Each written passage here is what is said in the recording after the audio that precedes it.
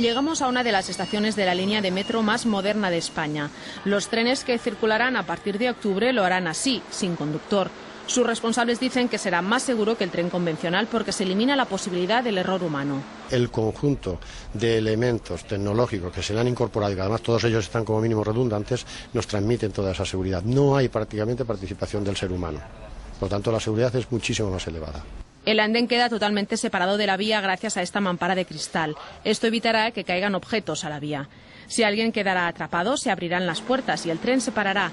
Estos días se están haciendo las pruebas, los vagones realizan itinerarios reales y se les somete a todos los incidentes imaginables. ¿Qué pasa cuando un tren se queda sin tracción, es decir, se pierde la tensión de catenaria o hay una puerta de andén que se abre a todo esto que tiene que actuar de una determinada manera? Y se comprueba que todas ellas actúan de acorde a lo previsto.